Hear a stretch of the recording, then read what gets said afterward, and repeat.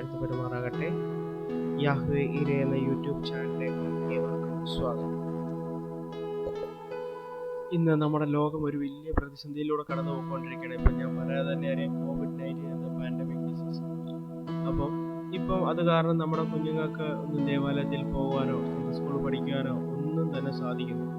അവർ സ്കൂളിലുള്ളതൊക്കെ ഇപ്പോൾ ഡിജിറ്റലൈസ്ഡ് ആയിട്ട് ഓൺലൈനിൽ കൂടെ ഒക്കെ പഠിക്കുന്നുണ്ടെങ്കിലും വചനങ്ങൾ അവർ കറക്റ്റായിട്ട് പഠിക്കുന്നുണ്ടോ എന്ന് സംശയമാണ്. കാരണം പല രീതിയിലായിരിക്കും പേരൻസ്, ചില വീട്ടിലെ പേരൻസ് ബിസി ആയിട്ടുള്ള പേരൻസ് ആയിരിക്കും, അവർക്ക് കുഞ്ഞുങ്ങൾക്ക് വചനം പഠിപ്പിക്കാനുള്ള ടൈം കിട്ടത്തില്ല.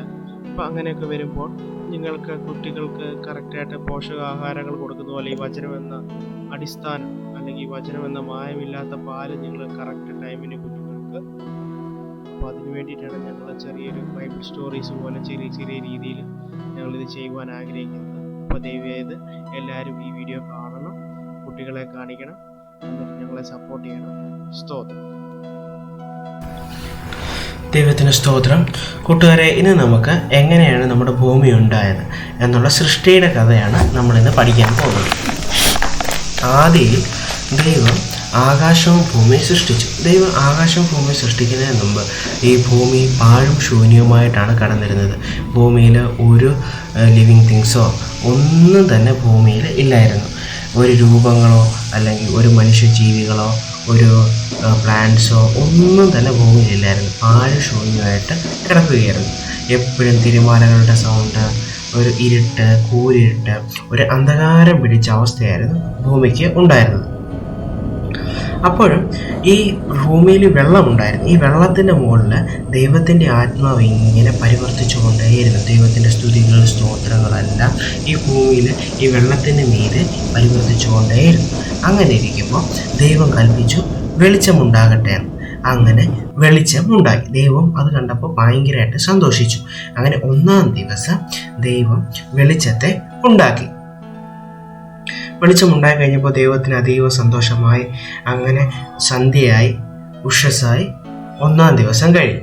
ഇനി രണ്ടാം ദിവസം ദൈവം നോക്കിയപ്പം വെളിച്ചമുണ്ട്, ആകാശമുണ്ടാകട്ടെ എന്ന് ദൈവം കൽപ്പിച്ചു. അങ്ങനെ രണ്ടാം ദിവസം ആയപ്പോഴത്തേക്ക് ആകാശമുണ്ടായി. അങ്ങനെ ആകാശത്തിൻ്റെ പണിയെല്ലാം കഴിഞ്ഞപ്പോഴത്തേക്ക് രണ്ടാം ദിവസം കഴിഞ്ഞു. മൂന്നാം ദിവസത്തിലേക്ക് എത്തി. മൂന്നാം ദിവസം രാവിലെ ദൈവം നോക്കിയപ്പം ഇവിടെ എല്ലാം നമ്മുടെ ഭൂമി മുഴുവൻ അലങ്കോലമായിട്ട് കിടക്കുന്നു. അപ്പോൾ ദൈവം പറഞ്ഞു, വെള്ളമെല്ലാം ഒരു സ്ഥലത്തോട്ട് കൂടട്ടെ എന്ന് പറഞ്ഞു. അപ്പം വെള്ളമെല്ലാം കൂടെ ഒരു സ്ഥലത്ത് കൂടി. അപ്പം വെള്ളമില്ലാത്ത കുറച്ച് ഭാഗമില്ലേ, അതിന് ദൈവം കര അല്ലെങ്കിൽ ഭൂമി എന്ന് പേരിട്ടു. മറ്റ് ജലത്തിന് ദൈവം സമുദ്രം എന്നും പേരിട്ടു. അങ്ങനെ രണ്ടായിട്ട് ദൈവം തിരിച്ചു. ദൈവം കുറച്ച് നാൾ നോക്കിയപ്പം കുറച്ചുകൂടെ ഭംഗിക്ക് വേണ്ടിയിട്ട് കുറച്ച് പ്ലാന്റ്സിനെ ക്രിയേറ്റ് ചെയ്തത് എന്താണെന്ന് വിചാരിച്ചു. ഒരു നോൺ ലിവിങ് തിങ്സ് അല്ലെങ്കിൽ ലിവിങ് തിങ്സ് ആയിട്ടുള്ള കുറേ പ്ലാന്റ്സിനെ ദൈവം സൃഷ്ടിച്ചു. പ്ലാന്റ്സ് നല്ല രസമുള്ള, നല്ല ഉയരമുള്ള വൃക്ഷങ്ങൾ, ചെറിയ വൃക്ഷങ്ങൾ, ചെറിയ സസ്യങ്ങൾ, ഇങ്ങനെ ഒത്തിരി പ്ലാന്റ്സിനെ ദൈവം സൃഷ്ടിച്ചു. അങ്ങനെ ഇതെല്ലാം കഴിഞ്ഞപ്പോഴത്തേക്ക് മൂന്നാം ദിവസം ഏകദേശം കഴിയാറായി. അങ്ങനെ മൂന്നാം ദിവസം കഴിഞ്ഞു, ദൈവം വിശ്രമിച്ചു.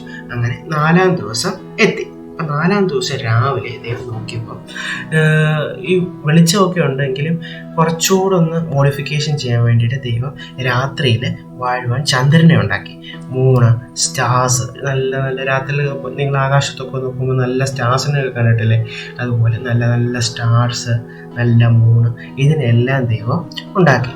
പകൽ വാഴുവാൻ ദൈവം സൂര്യനെ ഉണ്ടാക്കി. നല്ല പ്രകാശമുള്ള ഗോളമല്ലേ സൂര്യൻ. അങ്ങനെ പകല് നമുക്ക് ലൈറ്റ് തരുന്ന സൂര്യനെ ഉണ്ടാക്കി. രാത്രി ദൈവം എല്ലാം നമുക്ക് വെളിച്ചം തരാൻ വേണ്ടിയിട്ട് മൂണ്, സ്റ്റാർസ്, ഇതിനെല്ലാം ദൈവം ഉണ്ടാക്കി. അങ്ങനെ കഴിഞ്ഞപ്പോഴത്തേക്ക് നാലാം ദിവസം ഏകദേശം കഴിയാറായി. അങ്ങനെ പ്രഭാതമെത്തി. അഞ്ചാം ദിവസമായി. അഞ്ചാം ദിവസം എത്തിയപ്പം ദൈവം നോക്കിയപ്പോൾ എല്ലാമായി. ഇപ്പോൾ പ്ലാന്റ്സ് ഉണ്ട്, വാട്ടർ ഉണ്ട്, നമുക്ക് ഭൂമിയുണ്ട്. ഇനിയും ഇതിൻ്റെ അകത്തൊക്കെ ക്രീച്ചേഴ്സ് വേണ്ടേ. അതിന് ദൈവം ഭൂമിയിൽ ആനിമൽസിനെ ഉണ്ടാക്കി, മൃഗങ്ങൾ, അതുപോലെ വെള്ളത്തിന് ദൈവം നല്ല മീനുകളെ ഉണ്ടാക്കിയിട്ടു. അത് പിന്നെ ആകാശത്ത് പറക്കുവാൻ പറവകൾ, ഇതിനെല്ലാം ദൈവം അഞ്ചാം ദിവസം ഉണ്ടാക്കി. നല്ല അണ്ണാരക്കണ്ണന്മാർ, നല്ല അങ്ങനെ 5-ാം ദിവസം കഴിഞ്ഞു. 6-ാം ദിവസം എത്തിയപ്പോൾ ദൈവം വിചാരിച്ചു, ഈ ഭൂമിയിൽ ഇഷ്ടംപോലെ സസ്യങ്ങളുണ്ട്, മൃഗങ്ങളുണ്ട്, പറവകളുണ്ട്, ഇവർക്ക് എല്ലാവർക്കും കൂടെ ഒരു എന്താ പറയുന്നത്, ഒരു ഗൈഡിനെ വെക്കണ്ടേ, ഒരു അധികാരം കൊടുക്കണ്ടേ ഒരാൾക്ക്. അങ്ങനെ ദൈവം 6-ാം ദിവസം മനുഷ്യനെ സൃഷ്ടിച്ചു. മനുഷ്യനെ ദൈവം സൃഷ്ടിച്ചത് എങ്ങനെയാണെന്നറിയാമോ? മനുഷ്യനെ ദൈവം സൃഷ്ടിച്ചപ്പോൾ ആണും പെണ്ണുമായിട്ടാണ് മനുഷ്യനെ സൃഷ്ടിച്ചത്.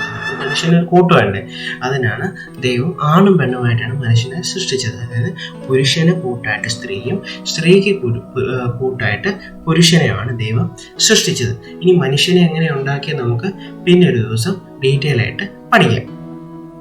അപ്പോൾ ദൈവം 6-ാം ദിവസം ഫുള്ളിരുന്ന് മനുഷ്യനെ ഉണ്ടാക്കി. ദൈവം അത് കണ്ട് വളരെ സന്തോഷിച്ചു. അങ്ങനെ 6-ാം ദിവസം കഴിഞ്ഞു.